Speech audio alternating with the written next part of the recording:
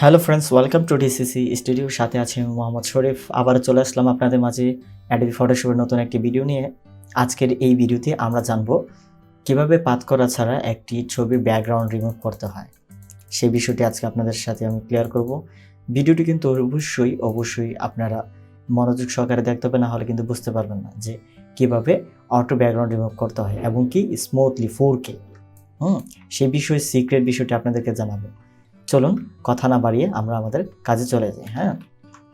বন্ধুরা, এখন যে ছবিটা আপনার স্ক্রিনে দেখতে পাচ্ছেন, এই ছবিটিকে আমরা পাথ করব। অটো পাথ করব।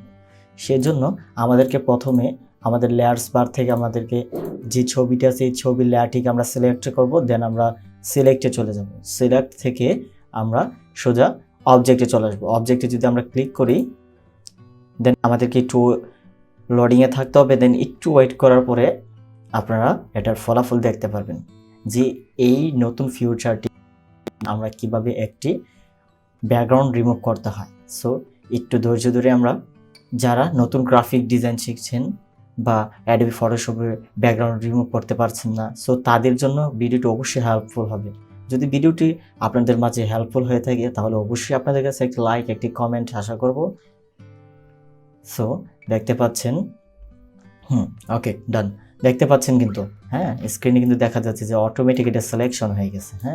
দেখতে পাচ্ছেন অটোমেটিক সিলেকশন হয়ে গেছে। দেন এটাকে এখন আমরা কন্ট্রোল শিফট জে চেপে এটাকে আমরা ব্যাকগ্রাউন্ড থেকে জাস্ট ছবিটাকে আমরা আলাদা করে ফেললাম। দেন এখন যদি আমরা ব্যাকগ্রাউন্ডটাকে একটু হাইড করে দিই, দেন দেখতে পাচ্ছেন অটোমেটিক কিন্তু এটা রিমুভ হয়ে গেছে। ঠিক আছে, অটোমেটিক কিন্তু এটা রিমুভ হয়ে গেছে ব্যাকগ্রাউন্ডটা। দেখতে পাচ্ছেন বন্ধুরা কি চমৎকার একটি ফিউচার অ্যাডোবি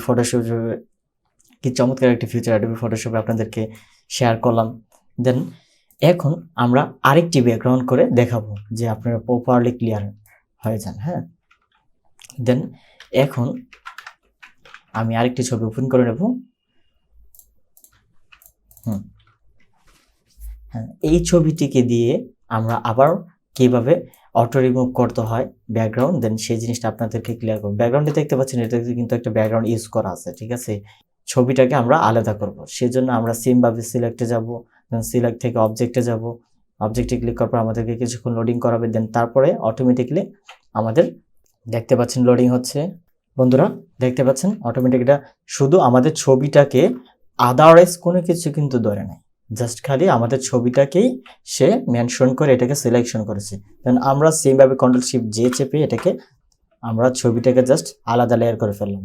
এখন যদি আমরা এটাকে হাইড করি, ব্যাকগ্রাউন্ডটাকে হাইড করলে দেখা যাচ্ছে কি শুধু আমাদের ছবিটাই, আমাদের মেইন যে অবজেক্ট আছে সেই অবজেক্টটিকে সে আমাদেরকে অটো সিলেকশন করে দেন আমাদেরকে পাথ করার সিস্টেমটা করে দিল। বন্ধুরা আশা করি বুঝতে পেরেছেন। যদি ভিডিওটা ভালো লাগে আপনাদের কাছে একটা লাইক, একটি কমেন্ট আশা করব। পরবর্তী ভিডিওর জন্য আমাদের সাথে থাকুন।